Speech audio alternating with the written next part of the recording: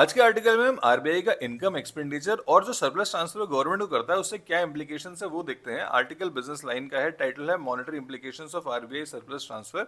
सी रंगराजन जी का लिखा हुआ है जो कि एक्स आरबीआई गवर्नर भी हैं। तो कितना अमाउंट ट्रांसफर किया था 2025-26 में 2,86,000 करोड़ रुपए, 2024-25 में 2,68,000 और 2023-24 में 2,10,000 करोड़ रुपए ट्रांसफर किए गए थे।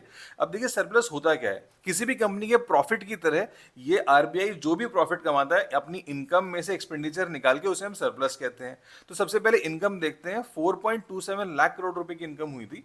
सबसे पहला है इंटरेस्ट इनकम जो कि डोमेस्टिक यानी कि गवर्नमेंट सिक्योरिटीज और टी बिल्स से गवर्नमेंट इंटरेस्ट पे करती है आरबीआई को। दूसरा इंटरनेशनल यानी कि फॉरेन गवर्नमेंट बॉन्ड्स जो आरबीआई होल्ड करता है उससे इंटरेस्ट आता है।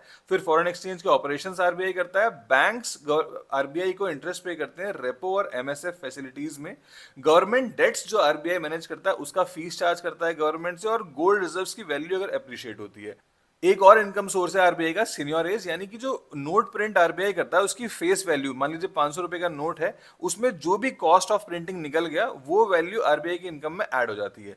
अगर हम एक्सपेंडिचर की बात करें तो आरबीआई का एक्सपेंडिचर था 1.41 lakh crore rupees. Majorly employ cost यानी कि salary, office, cyber security, IT, printing charges जो हमने देखा cost of printing money, agency charges जो वो बैंक्स को पे करता है, रिवर्स रेपो में इंटरेस्ट, या फिर जो बैंक्स गवर्नमेंट की मनी हैंडल करते हैं। उसके अलावा रिस्क प्रोविजंस, क्योंकि फ्लक्चुएशंस होते रहते हैं आरबीआई के असेट्स में, जैसे कि फॉरेक्स, गोल्ड या बैंक रिजर्व जो वो होल्ड करता है। इसकी वैल्यू कितनी होनी चाहिए, ये इकोनॉमिक कैपिटल फ्रेमवर्क में बिमल जालान कमेटी ने कहा था कि कंटेंजेंसी रिजर्व बफर की वैल्यू 4.5 टू 7.5% के बीच में रखिए। तो इसीलिए आरबीआई ने 1.09 लाख करोड़ रुपए सीआरबी में ट्रांसफर किए 25-26 में। देखिए बाकी उसने सरप्लस के नाम पे ट्रांसफर कर दिए गवर्नमेंट को। पहले वो नॉन मॉनेटरी लायबिलिटी था आरबीआई का, लेकिन जैसे ही ट्रांसफर हुआ वो अब बन गया रिजर्व टू गवर्नमेंट डिपॉजिट्स। और ये पैसा नॉन टैक्स रेवेन्यू में काउंट होगा गवर्नमेंट के। जो इस 2025-26 में आरबीआई का अमाउंट था वो 2026-27 के नॉन टैक्स रेवेन्यू बजट में हम लोग देखेंगे। ये 43% ऑफ नॉन टैक्स रेवेन्यू है। जैसे कि पीएसयूज प्रॉफिट कमाते हैं वैसे ही इसे भी काउंट किया जाता है।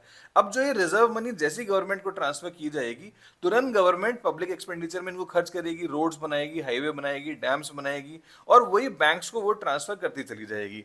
जिससे क्या होगा कि इस मनी का मल्टीप्लायर इफेक्ट क्रिएट होगा और ज्यादा पैसा लोन्स के रूप में बैंक्स डिस्ट्रीब्यूट करेंगे और लिक्विडिटी का इन्फ्यूजन होगा। तो इसके ऊपर आपका क्या ओपिनियन है कमेंट करके बताइए। अगर आपको ये स्लाइड चाहिए तो आप इस टेलीग्राम चैनल पर जा सकते हैं।